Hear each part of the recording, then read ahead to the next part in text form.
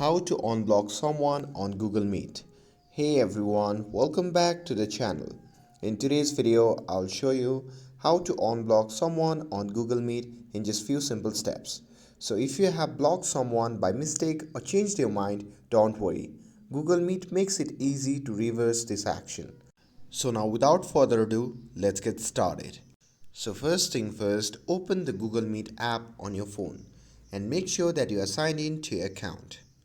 And here, once you have opened the app, simply tap on the three dash icon shown in the top left corner of the screen.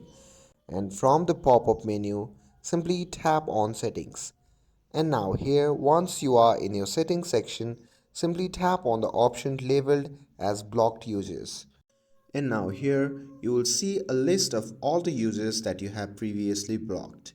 So simply find the contact that you want to block, and once you have located it, simply tap on the cross icon beside their name. And once you do that, the person will be unblocked. And that's it.